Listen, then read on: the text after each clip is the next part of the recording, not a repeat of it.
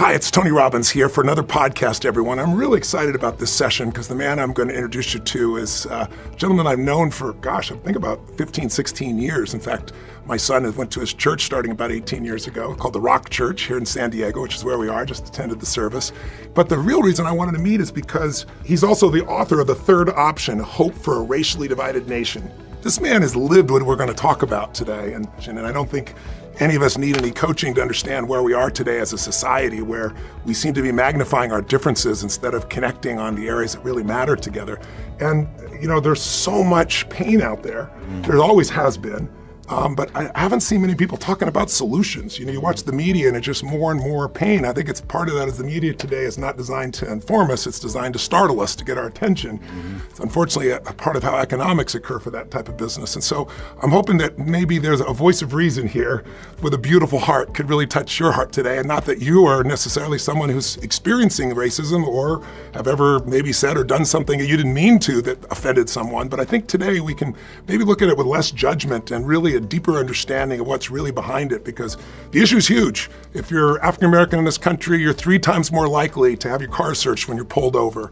If you have a white audience that's supposedly not racist in any way, just unconscious conditioning affects us all, whether we know it or not. And 13% of the time, that if it's an African American, they're going to have a 13% longer sentence, to give you an idea. I might give you a statistic. If you watch sports, I remember watching LeBron last year, and in the middle of a championship, here's this man, one of the most incredible athletes in history of basketball, one of the most incredible athletes in the world, and he's got to deal with somebody putting the N-word on his mailbox at this day and age. And it's crazy and it's insane.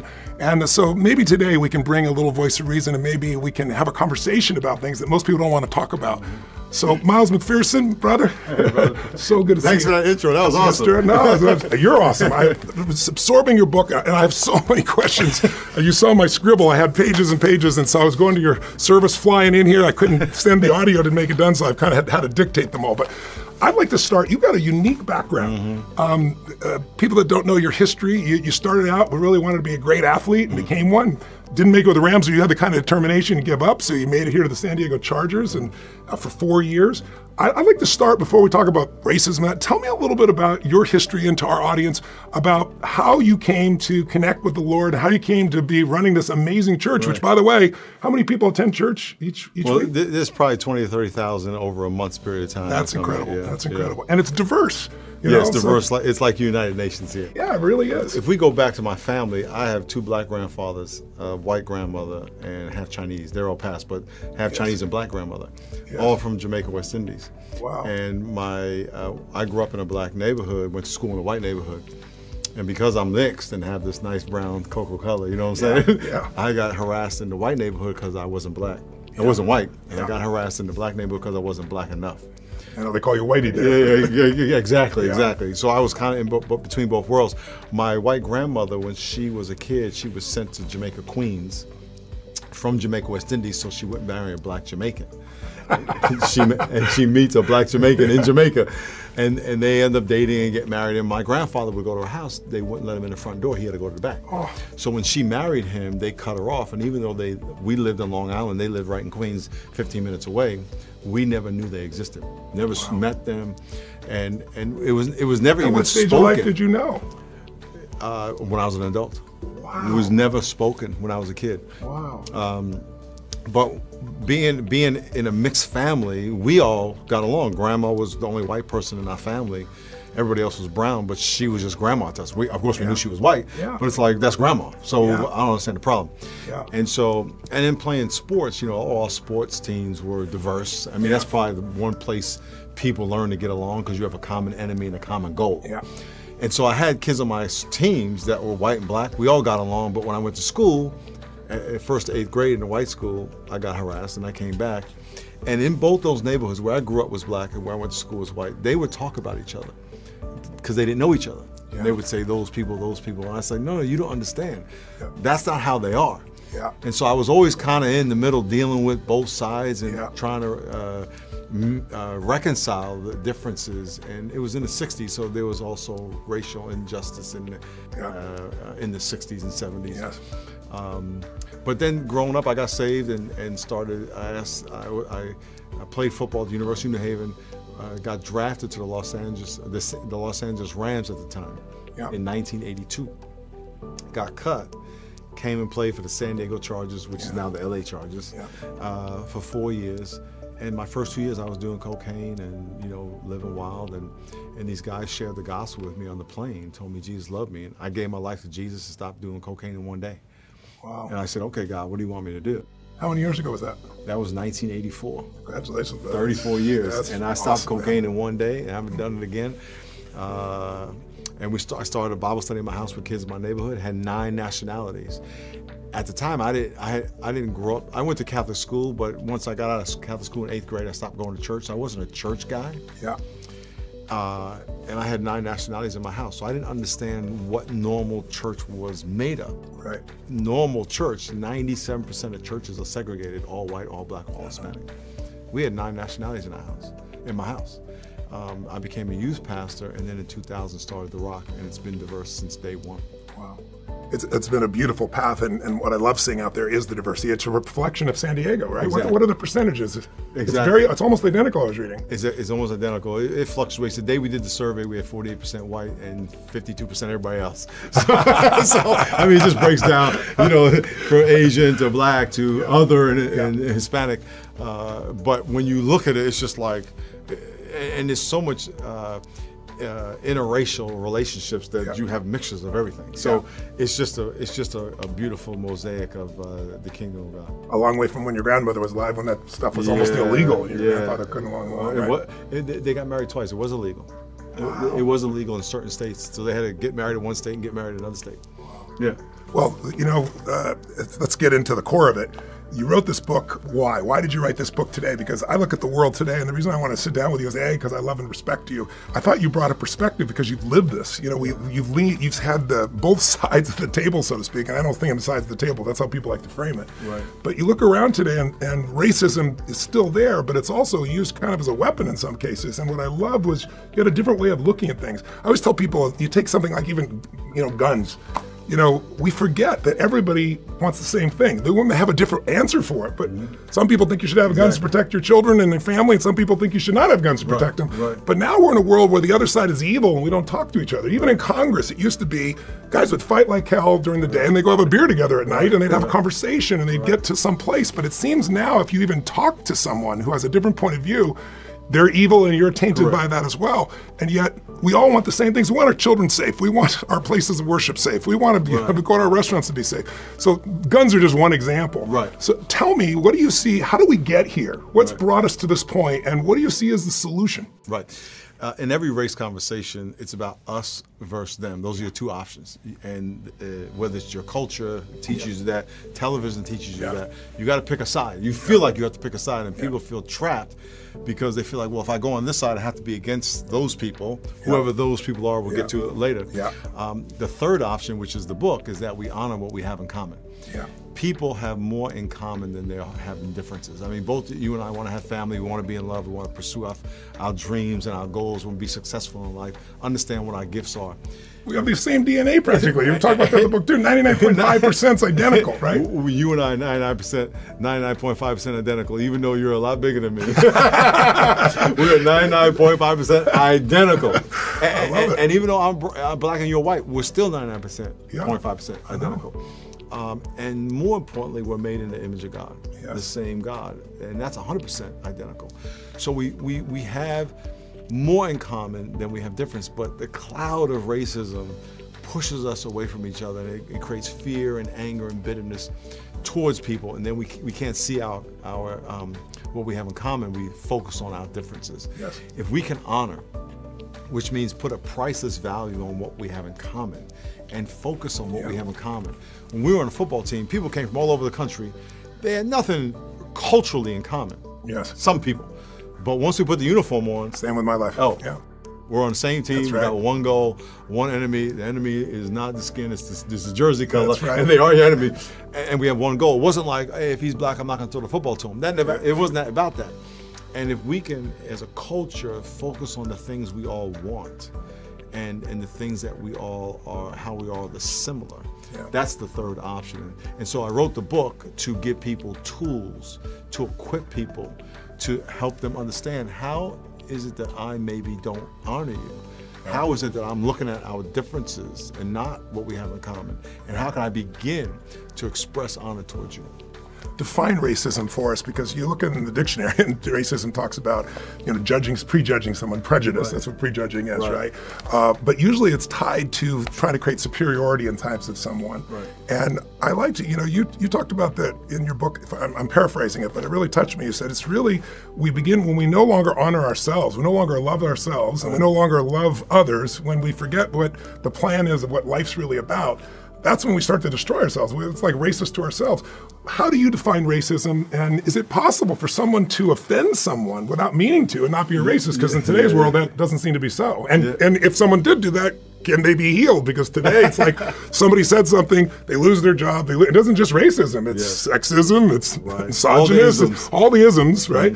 And so we live in a world where people live in fear not what to say. And if you don't change what they're thinking, they don't say it. It hasn't changed much anyway. It's just try to control them, which won't long term. So what would be your definition of racism, and what's the move towards solution? I'd love if you talk a little bit about how we group ourselves, the in-group and the out-group. I think that was really useful in your book.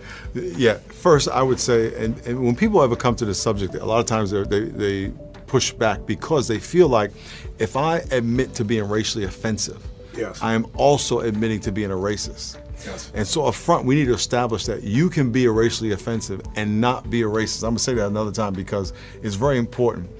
I can offend someone racially and not mean it. Not even know I did it. It doesn't make me a racist. Now, you may say it does, but it doesn't make me a racist. Now, of course, there are people who are racist. Of course, where their intent is to try to harm somebody, or destroy them, or lower their status, or whatever. Their intent is to put them down, to establish that they are superior simply because of their real ethnicity. There's only one race, the human race. But so racism purely is I am better than you because of my ethnicity. Now, there's three kinds. There's institutional racism, systems. Then there's personally mediated, where it's just me and you. I despise you, I resent you. And then there's doing it to yourself too, internalized racism, where I've been told over my life that I'm inferior, and culture tells me I'm inferior. And I believe it. But people first have to accept that they can be racially offensive and not be a racist if they're not. But they have to accept that they can be racially offensive before they can learn. Because in the thousands of conversations I've had, when people can't accept, they can't separate those two things, they will not accept that they're offensive, because if they do, they're accepting they're a racist. And therefore, they will never accept that anything they say is offensive. Therefore, the conversation never happens. That is a big frustration with people of color who are trying to have a conversation. But if people can say, okay, maybe there's something I can learn. Maybe I have a blind spot. We talk about blind spots in the book as well, chapters 5 and 6. That there's things I don't know about how I view myself and how I view others. Because we were made in the image of God, I was created to love you. I was created to see God in you. And when I don't see God in you, when I lower you and dehumanize you, I am living below my God-given design. So that's really on me. So social scientists has helped us understand this.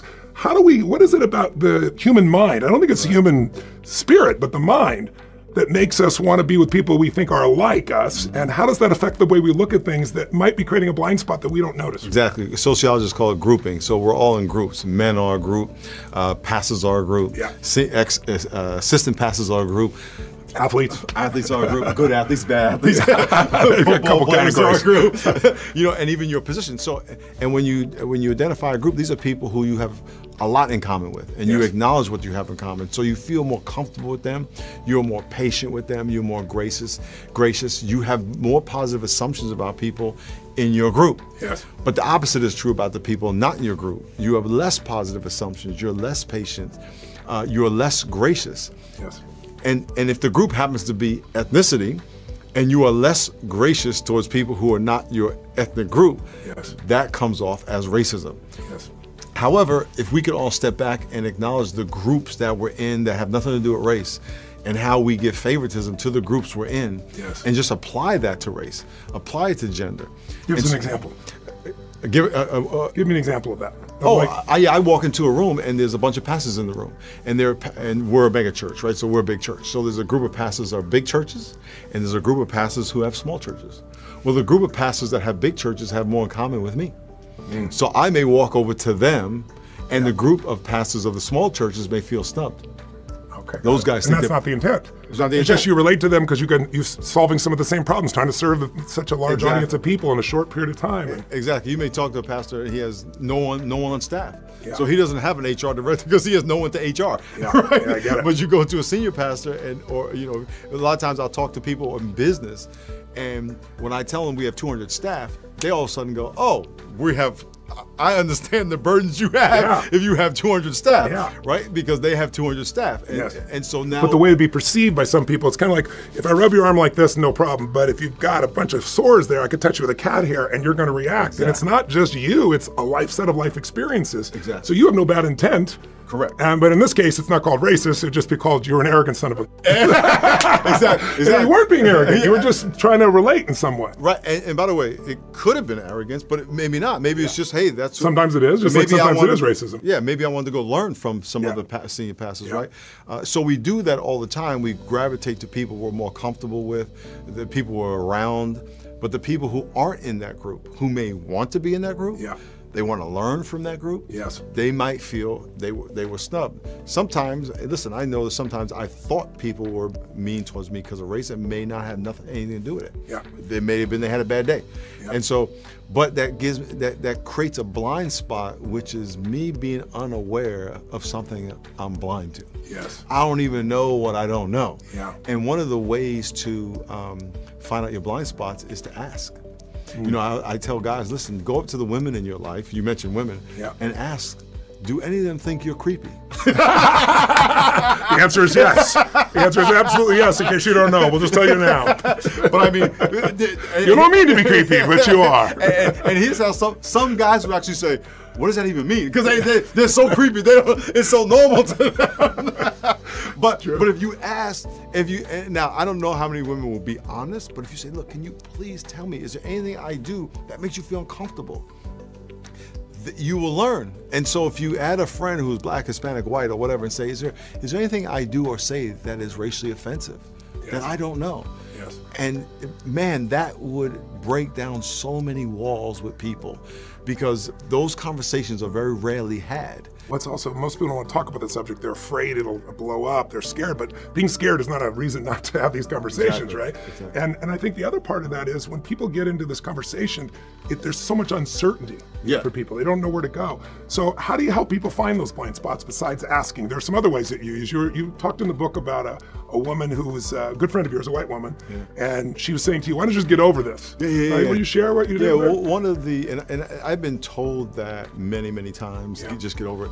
And I challenged 6 white people including this person, to go someplace where they would be the only white person. Yeah. Because we were talking about being in a culture that is right-handed, and we can talk about that. That's a good example. Being right-handed. And let me go. You're left-handed, right? I'm start with that. That's a good one. Yeah. I'm left-handed, and the culture's made for right-handed people. Yes. And so it's like right-handed privilege. Right. So your desk in school is right-handed. Yes. But I'm left-handed, so I couldn't put my elbow on the desk. Yeah. Or if I want to get golf clubs that are left-handed, I have to go to 3 extra stores that are right-handed. Yeah. And if I want a catcher's mitt, try to get a left-handed catcher's mitt for a Little League. You have to go to, now you can go to Amazon, but when we were kids, the only Amazon was in the jungle, right? So, but people who are right-handed don't understand the advantage of being right-handed because it's how culture was made. And they're not, and the right-handed people are not bad people. Right? Exactly. It's just like because someone's a color or a background or a religion or whatever the case may be, it doesn't make them bad, but they have some advantages in some cultures, right? In this case, right-handed for sure. And I was talking to this person about that. She said, can you get over it? And I said, well, look, you need to go someplace where you can be the only left-handed person. Yeah. And when you're in your out-group, when you're not around people who are like you ethnically, and you're the only one, you start to think things different than when you're around everybody who looks like you. Yeah. Because you could just sense that I'm not going to get the benefit, I may not get the benefit of the doubt that I would if everybody was like me. Yes. I may not get the grace and the patience, and I may not have positive assumptions made about me as if I would if I was around people who are like me. Yes. That's what a lot of people call live every day. Yeah. And so it was really a chance to kind of understand what you didn't understand, what people don't understand. Yeah. And one of the guys I asked, he said, I'm not going to do it. He wouldn't go someplace where he was the only white person. And he said, and I had him write down why. And he wrote 2 paragraphs that are in the book, and he talked about I wouldn't even go to a black church. I would feel uncomfortable. And the sad thing about that is the perception that means about what he thinks about that environment, about black believers, Christians. That was just really sad. And he's a Christian. And so when you can realize that's what I believe, then you could stop and say, man, maybe I didn't realize the fear, the bias, whatever you want to call it. Yeah. You know, the thing about this book that I want to make clear is that it's not about not being racist. It's about how to be honoring. Yes. You know, because a lot of times people feel like I have to admit I'm a racist and I'm a bad person in order for me to get better. Well, if you just start honoring, then it takes care of itself. Yeah. And if I could see you and say, you know what, I used to have assumptions about someone who looked like you, and maybe I used to not say I didn't see your color, which is another thing we could talk about. Yeah. I'm just going to start honoring you, and I'm going to get to know you, and I want to listen to your story. Yeah. Then a lot of that negativity goes away. I think we should mention that too, because you mentioned something really important that you talked about in the book. You and I talked about it privately. To say you don't see color is just not true. Yeah. And so it's people trying to say, look, I hold you equal to me, or I hold you as a friend, or hold you whatever. But to not say that, it's offensive because it makes people believe what? It makes them believe that I can't possibly understand all that you've gone through. What makes somebody offended in that area? Because many people don't, white people, for example, don't understand that. Right. When your color carries a burden with it, and it has a different experience with it. Because I remember I was 25 or 20-something years old when the first time I heard someone say that to me. Yeah. And I didn't understand. I thought it meant they didn't see blue, yellow, or red. And I was like, man, that's messed up. You don't see blue, yellow, red. They said, no, gray world. Huh? Yeah, everything's gray. They said, no, I don't see your color. And I was like, did that? I didn't know what that meant, because I knew that's not what I knew that wasn't real. Yeah. So I was like, did you make me like you? And in a sense, I want to be me still. Right, because I want to be me. Yeah. But what it does is it eliminates everything that came along with this color. Yes. Good, bad, and indifferent. Yeah. All positive and negative. Yeah. And that's insulting versus saying, no, I see you and I honor, I place value on how God made you, because God made this. God made that. Yes. And white's a color as well. In our culture, we say white people and people of color. Those are your 2 options. Yeah. The third option is that we're all colored. Yeah, that's right. right. If you go in the Webster's dictionary all the way to the back by the W's, it says white is a color. You gave an example from Sanford and Sons. It was a cool example. You showed that was funny about that line. Red Fox was robbed in the store, in the show, and the white cop and the black cop always came to his house. And the white cop said, so, Mr. Sanford, was the perpetrator colored? And he said, yeah, he was colored white. and it's so profound, because we don't say that. Yeah. You know, and he kind of even went further in another episode where he talked about white people, when they get embarrassed, they turn red. When they get cold, they get blue. And and they call us colored, right? That's right. But yeah, everybody's got color. And when you get a tan, which is ironic, because most white people want to get brown. Right? It's just, what's wrong with our culture that we don't value it? I know. It's so silly. You value the tan in Hawaii, Hawaii, but you don't value the tan in the womb that you get in the womb. But here's the thing, is that God made all that. And God made the ability for our skin to change, all of our skin. Yeah. And for all of us get a tan, we all have the ability to get darker from the sun. And that's the beauty of God's creation, and we just want to dumb it down, and say, no, let's honor it and celebrate. And also, I think you can't honor something you don't appreciate or you don't even understand. So I'm hoping, I think in the audience of people we have a lot of people out there that are hungry. They're hungry to grow. They're hungry to give. They're hungry to step their game up. They're hungry to connect at a deeper level with everyone that they possibly can. And I hope they'll take you up on your offer, because I always tell people a belief is a poor substitute for an experience. And so I can't possibly know what it's like to be African American, but I can get a little bit of feeling if I step in your shoes, and the only way to step in your shoes is experiential, not just in my head, right? And so I've had those experiences. I had the same experience you growing up in sports, and I grew up in a poor community that was very integrated, because that's just the way it was. But in sports, there was not even a single thought about this. But I can remember I had an experience, I worked with Tukey Williams, I don't remember, the head of the Crips, and he got locked up. And, here's a man who came from a really tough environment and learned to use unbelievable force and intensity to basically be able to survive, built the Crips, got thrown in jail. And I spent a lot of time with him because I saw a film on his life. And it just struck me. This woman came to do a story on him, and she didn't want her son to be like him. And so she was in an attack mode. And he goes, "You haven't even asked me any questions about who I really am." Right. And when he came in, San Quentin, he took over the place.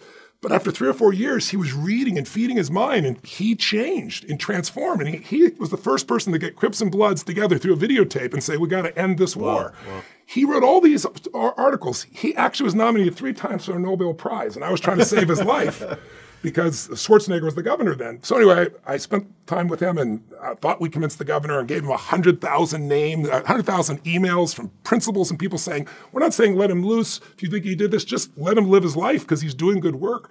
And unfortunately, you get those same stereotypes. I'm hard on crime or not hard on crime. Right. And so the governor said to me, "You're going to still want," he lives in Sun Valley some of the time, "you're going to still want me to come to your house and use your hot pools and eat your ice cream." And so I thought, oh man, he's free. And they killed him. But he asked me to speak at his funeral. And so I went down into the middle of the Crips and Bloods. I was the only white person in this place.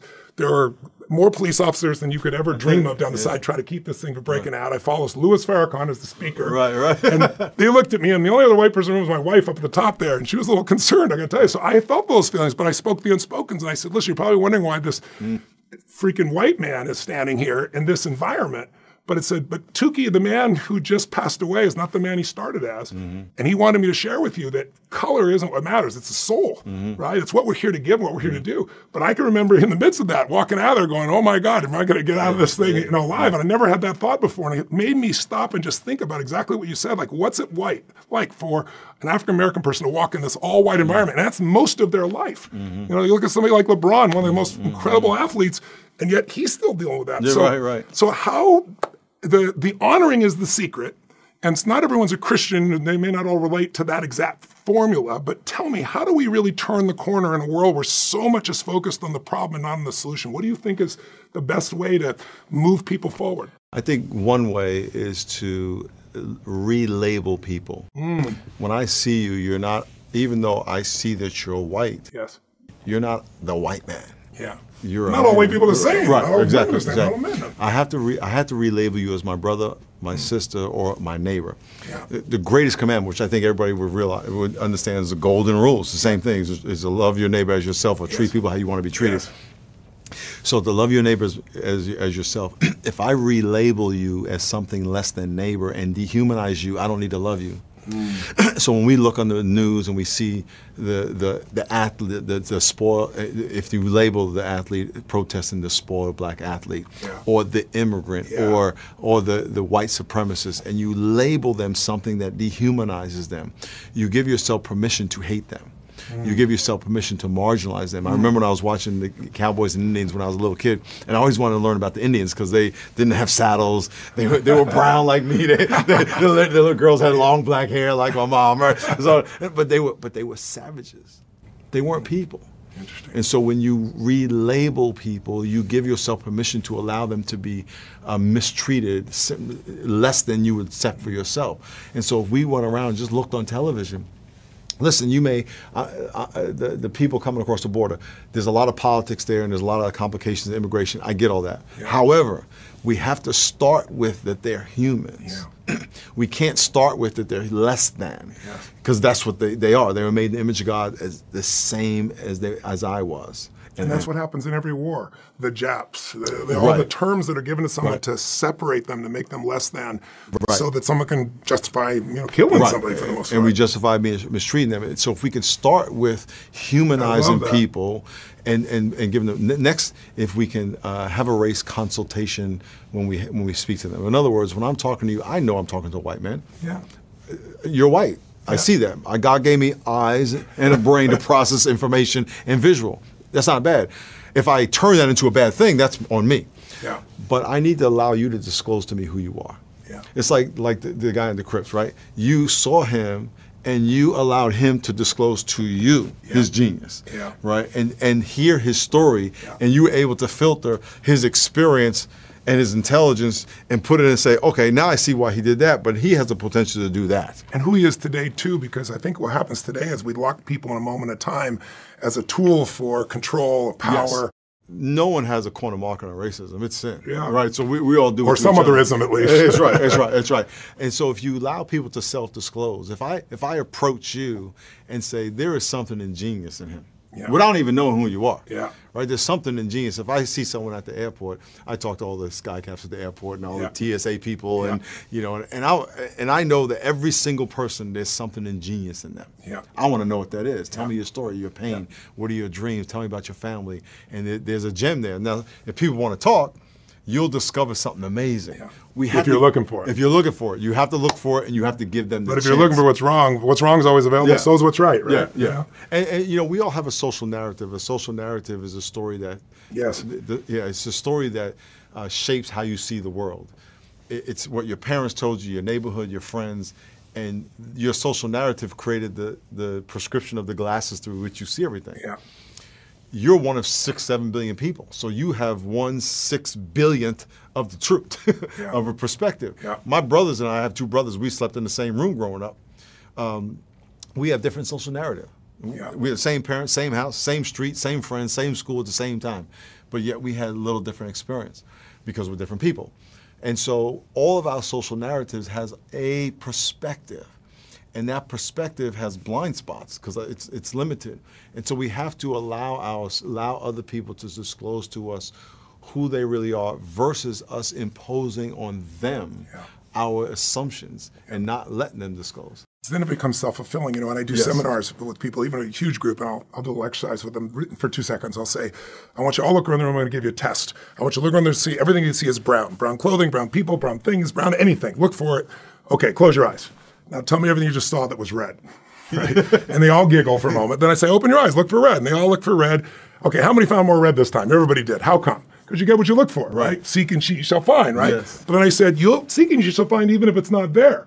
How many saw burgundy and called it red just so you could count more numbers? Everybody laughs and raises their hand. So it's like we get what we look for. So that narrative is so critical. And that narrative isn't really being directed very much by individuals who are looking from a place of connection. It's more from a place of separation at this stage. So, but tell me, but there are people that have grown up with the most insane injustices. They've grown up with every ism, whether it be misogynist, whether it be racism, whether it be class distinctions based on finance, whether it's body morph situations, if somebody's bigger physically or heavier, whatever the case would be, and everybody looks at them a certain way, acts, not everybody, but enough that that's what they believe, that becomes their narrative.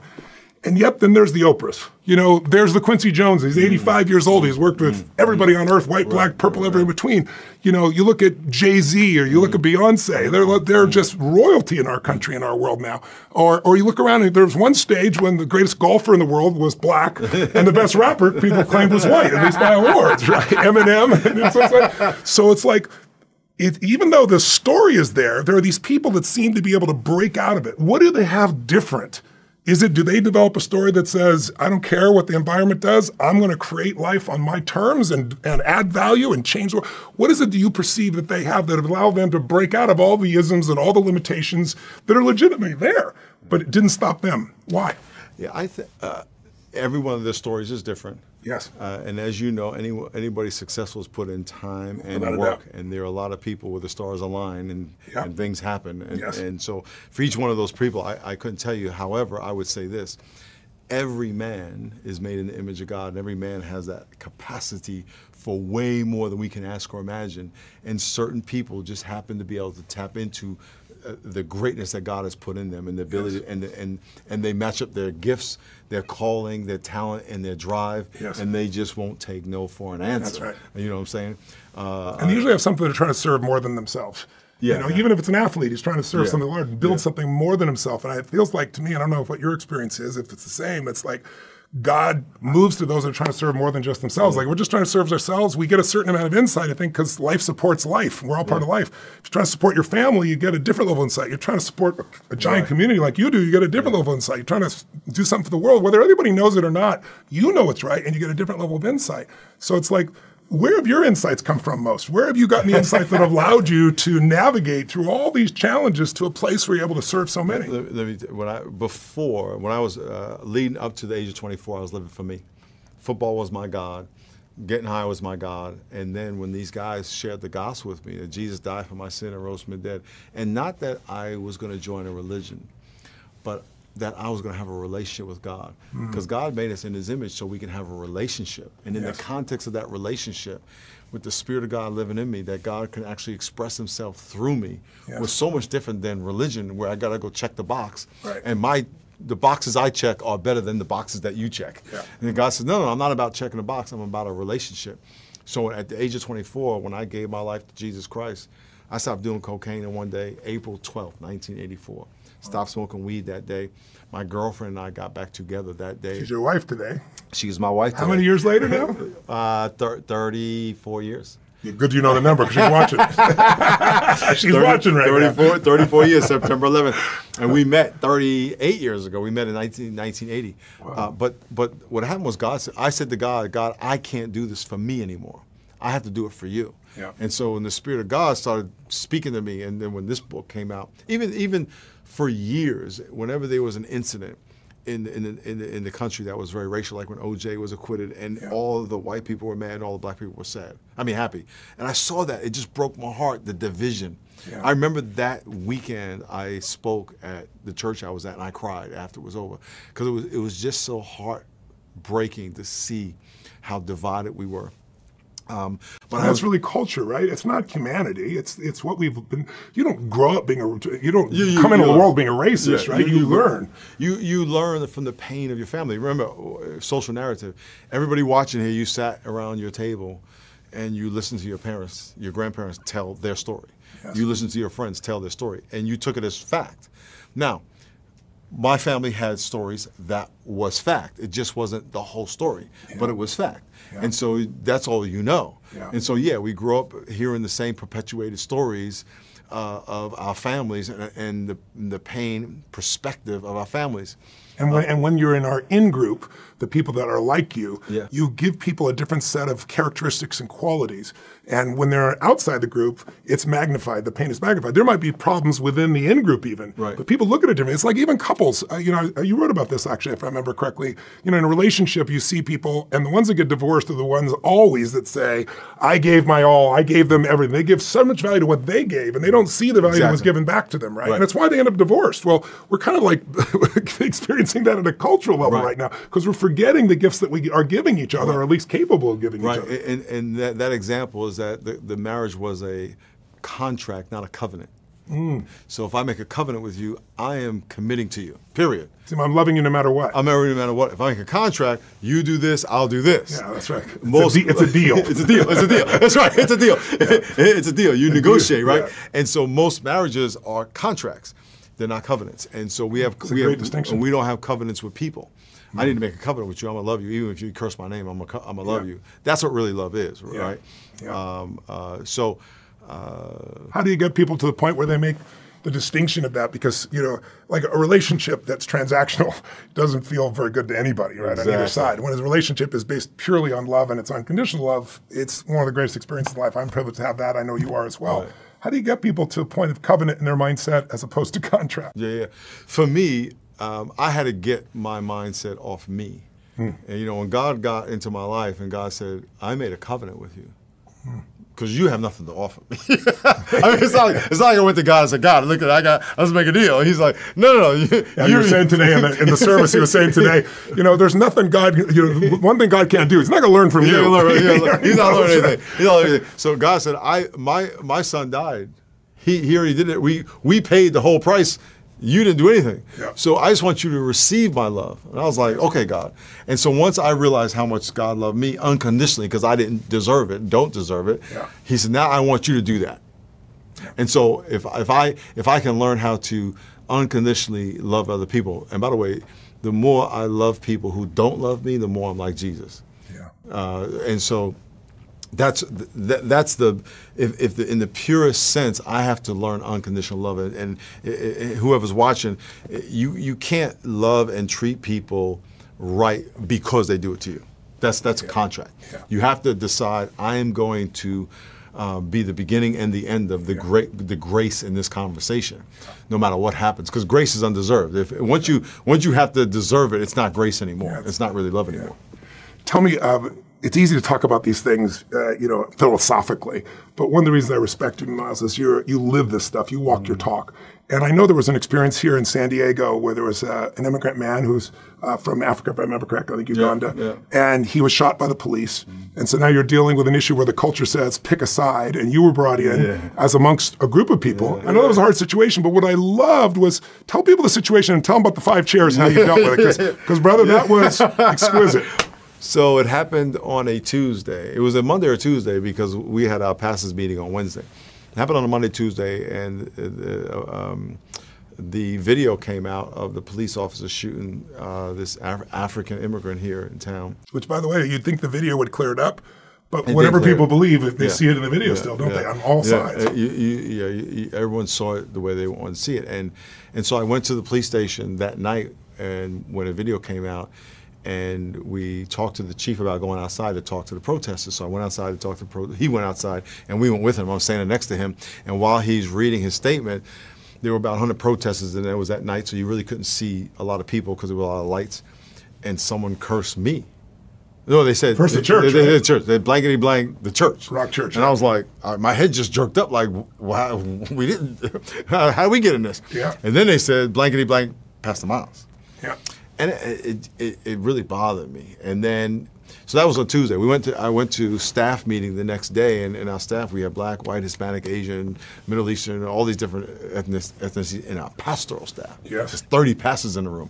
So we got in a discussion. I said, look, we got to talk about this because I got to address this Sunday. I could easily say, hey, let's pray for the city, but we just kind of going deep a little bit. So we had a discussion. I'm thinking, man, if we were divided in that room, because there was an ex-cop in that room, there was a pastor whose brother was working SWAT in the protest that week. Wow. And then there were African-American guys who got to tell their kids how to respond when the cop stops them. Yeah. So we were all having this discussion in our pastoral staff. So that Sunday, I said, I got to... So in your own staff, you had all these different points of view there, even amongst your team. Right, and I'm thinking, these are only 30. Wow. We're going to have, your thousands, right? Yes. And so God gave me this vision of this table with 5 chairs, and one chair represented the police officer. One chair represented the people who thought the shooting was justified, which some did in the room. Another chair represented the people who thought the shooting was unjustified. And then there was another chair that represented the devil that said, you got to pick one or the other. And that's where the culture... That's where everyone gets divided. That's where all the pain comes from. You got to pick a side. And then the other chair said, I have a third option. That was God's chair. And it's how do you... And the big question that night was... So how did you use each chair? Tell people, because I thought it was brilliant. Well, I said some of you in here... well, so here's the police. You stood behind the police chair, right? And my father was a cop. My son's a cop. Wow. And now my father arrested cops as a cop. Wow. So cops are human. Yeah. They have an incredible, hard, difficult job, but they're human. Yeah. And they do a superhuman job. When you pick a side from in-group, out-group, once you pick a side, you, by cultural standards, can never agree with the other side.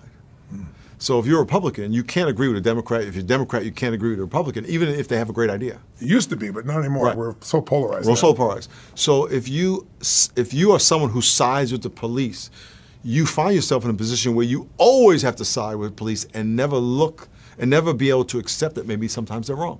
Yeah. If you side against the police, it's the same thing. Yeah. And that's the problem with the culture. And so I stood behind the police and said, look, I believe most police are great servants and they do a great job, and there's some who make mistakes, or malicious. Yeah, oh, sure. Then there are some people who believe that the shooting was justified. You stood behind that chair. They were behind that chair, and you know what? I can't. Okay, I get it. I understand how you could think that. Because the way he provoked the officers, what they were suggesting then. Based on the video. Yeah. Then there were some people who said it wasn't justified. I get that as well, because I saw the video myself. Yeah.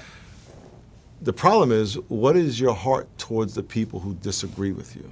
That's the key. That's the reason I want to do this whole conversation, because I think if that doesn't change, all the conversation is not going to change anything. The idea of demonization, you took that away by acknowledging all the points of view, and then you ended with a final chair. The final chair is that there's a third option, and that's you can love the person who disagrees with you, because we all have a different perspective.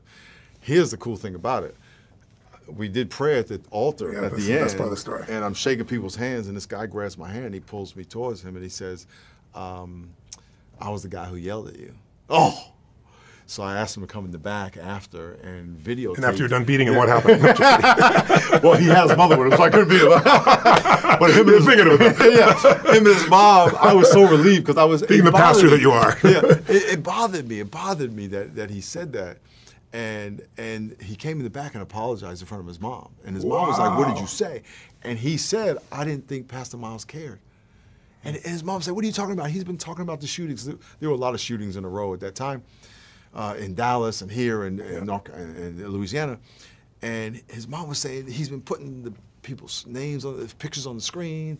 The people and the kid said I wasn't there at church. It's like that doesn't mean that doesn't mean I didn't do it. Yeah. And so, but it really gave me hope because he heard the full picture of how to love people who don't believe what you believe. Yeah. And that is a lot. It doesn't make them evil. Doesn't make it evil. There's a bigger picture to all of this. Yeah. And he admitted that on video. It was great. Today, there's a tendency, and you see this, a lot of social scientists are describing this, on at least the extreme coast, not in the middle of the country, where the people look for racism, sexism, homophobic, Islam, any type of phobia-ism, and they assume the worst in somebody, where intent doesn't matter. It doesn't matter what the intent was. You feel differently about that when I read, but the intent does matter, doesn't it? Right.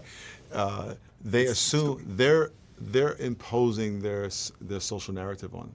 Yes, their story. Their story. So if I assume white people are evil, all white people. Right. So I come into this conversation, and if I assume that, I now have to prove that about you. Yeah. And I'm gonna look for any reason to justify that. Yeah. And I'm bringing my assumption versus allowing you as an individual to disclose yourself to me. Now, I may have been treated by a bad by a person, but for you, I don't know you.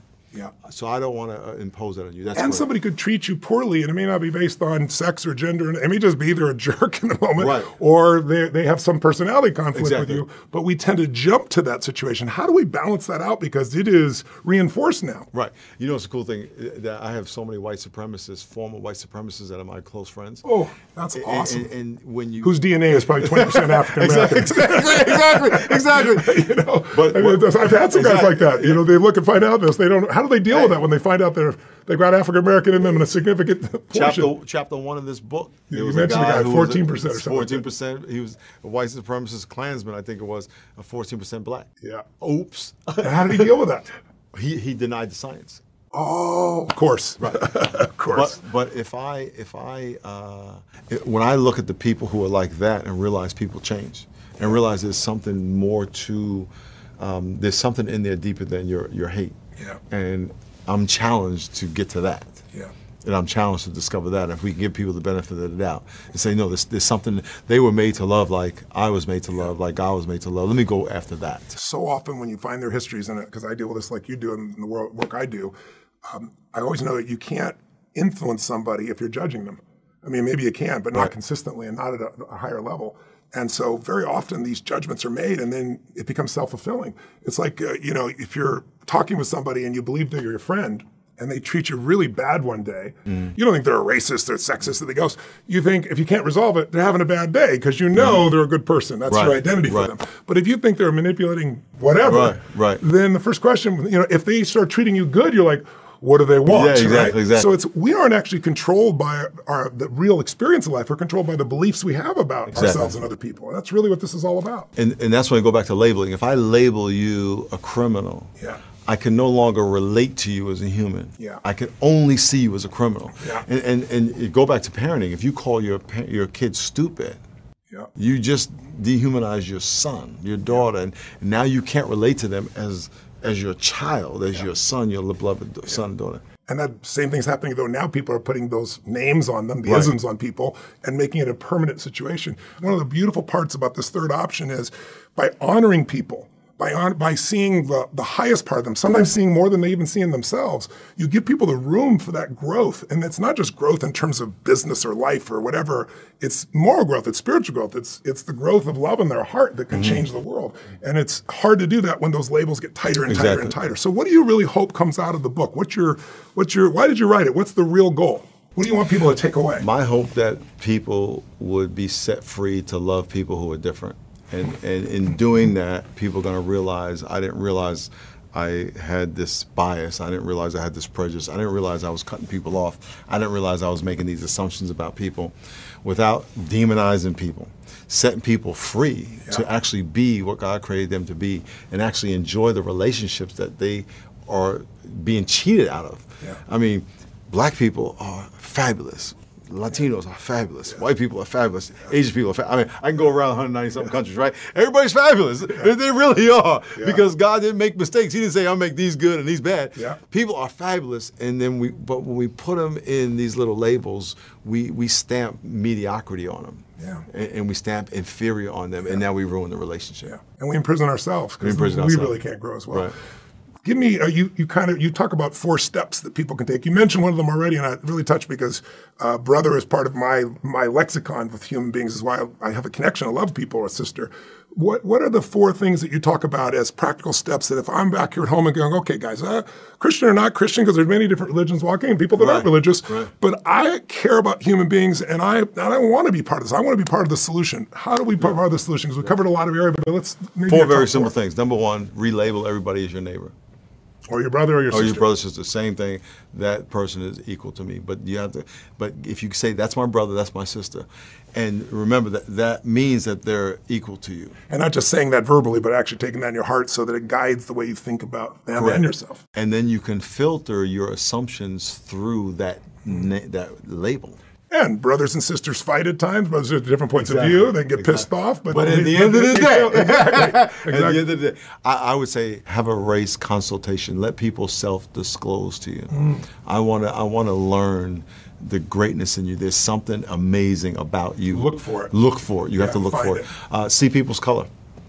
Yeah, don't say there's no color. Correct. Like, see people for what they are. Yeah. You know, I want to know where you're from. Tell me your history. I want to know your ethnicity. I want to know your you've been culture. through. What you've been through. Tell me about your culture. Yeah. And then I would say acknowledge that you have a blind spot. Acknowledge that you don't know everything. Allow yourself Don't be afraid if it means something bad when it's part of the learning process. Right. We're all conditioned. Exactly. We can all fail without being a failure. We can all lose without being a loser. So if I failed in being offensive, doesn't mean I'm a failure. Right. If I've been racially offensive, doesn't make me a racist necessarily. Yeah. I got to own it and grow. Yeah. Can people can find a way to be offended also, though, no matter what you do, if they want to be, can they not? Correct. I mean, anyone. I'm not just talking about racism. I mean, any. Absolutely, absolutely. And that's on the receiving end, that I have to give people grace and not assume that they meant to hurt me. Yes. Or not assume they meant to hurt me because of a reason that I think. Yes. And even more importantly, not assume that that's the way they always will be. I think that's the most important one. You know, so often, too, the people that are truly racist they're trying to harm somebody. Right. The people that are the most aggressive harming others were often harmed by others before them. I mean, I know almost anybody I've ever dug in that area, the most mean, horrific human beings, really underneath it, there's an enormous amount of pain. And so, unfortunately, is that your experience? Those who have been hurt often hurt others, unfortunately. Not all, fortunately. Exactly. Hurt people. And here's the thing. You can't pull, when you're being a racist, you're trying to pull somebody down. Yeah. But you can't pull somebody down unless you feel below them. Yeah. Right. Yeah. And so those people are that's beautiful. Yeah. That's really beautiful. It's their insecurity. Hope you all heard that one. That was a good one. Say that one again. You can't pull somebody down unless you feel below them. Yeah, that's beautiful. You know, that's a good thing to remember if someone's judging you too. You have to remind yourself. Right? Totally. Because you see a typical racist guy, like a white supremacist I dealt with once. his father beat him. He hated his father. He hated his life. He hated everything. So of course he hated somebody else and looked for something to do. You know, that's just how it goes. Matter of fact, I was in a prison in juvenile hall talking to a white supremacist teenager, and his father beat him. It's common, unfortunately. It's really common. And you know, you see those guys in prison, and there's nothing but hate in those environments because they're in an inhuman place as well. Right. Tell me about prison reform. How does this relate in a prison? That's a good question. It's one of the things that is on the docket. I'm hoping Republicans and Democrats, as an independent, will do something. It's so unjust and insane right now. What do you see happening in that area? What would you hope would happen in that area? Two things. One, that the people who are in charge of prison reform would see the prisoners as humans. Yeah. And be able to accept that the dehumanizing treatment that they receive is dehumanizing. Yeah. And it's not making them any better. It's not honoring the people as humans.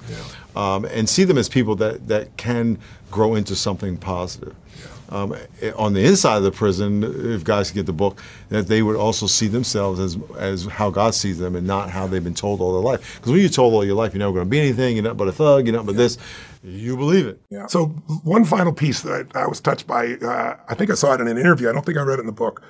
You told the story of Rod Carew, and you'll have to explain who Rod Carew is because I saw you trying to share it with people, and you and I are old enough to know who Rod Carew is. But tell Rod Carew is and share that story about the heart. I was really touched by it. Yeah, Rod Carew was 18-time All-Star. He's 73, 74 now, give or take. 3,000 plus hits. 3,000 plus hits in Major League Baseball. 18-time All-Star, Rookie of the Year, MVP, Hall of Famer, obviously. And he had a heart condition at 71. He needed a heart transplant and kidney transplant. At the same time, at 20. And his ethnicity, so they know? Oh, yeah, so he's right. He's a black Panamanian. I say black. He's a little darker than me, Panamanian. Yeah. And a 27-year-old white NFL player at the same time went into a coma, Conrad Rulin, and he had a brain aneurysm. And his mom went to the hospital while he was in this coma, put her head on his chest, and was just praying, you know, you're going to live. This is not the end of your life. And she's listened to his heartbeat. He died. And he met Rod Carew, correct? He met, when he was 11, he met Rod Carew and came home and told his mom, I'm going to be a pro athlete. Wow. I met my hero. Wow. And he had donated his organs so signed him over to be donated. And Rod Carew got his heart and kidney. So his mom calls up Rod Carew and says, you have my son's heart and kidney. And she says, well, would you like to come listen to your son's heart? So she goes over his house and listens to his son's heart. Wow. Yeah, and you know, if we're so different, that doesn't happen. Yeah. You know, we're so genetically identical that it's not about, you know, your ethnicities, you know, blood type maybe, but, you know, God made us to be interchangeable. Yeah. And he said, you guys are making a big deal about nothing. Wow, that's a beautiful example. I think I'm hoping that people will be touched by this experience and that they'll think about things in a different way. I mean, it doesn't take a lot. So as a practical way to spread this, you know, we're having this conversation. Some people are going to watch this. Hopefully they'll pass this on. They'll be moved by it. But you've got a great, quick option that could really help spread the word and maybe change the tide of momentum. And I understand that you call it the third option challenge, to love someone who doesn't look like you. Tell us about that. Very simple. You say, hey, I'm Miles McPherson, and I accept the third option challenge to love somebody who doesn't look like me. And I want to love Tony Robbins and tell you I love you. And what I appreciate about you is you are so sincere and such a sincere friend. I know we don't see each other all the time, but you are so sincere, and thank you for coming here and talking about the book. Miles, you walk your talk. You're a beautiful soul, amazing pastor, and amazing church. But I really want to recommend everybody pick up the book, The Third Option, Hope for a Racially Divided Nation, maybe radically divided as well, nation on this issue. Miles, it's awesome to be with you. God bless you. God bless you.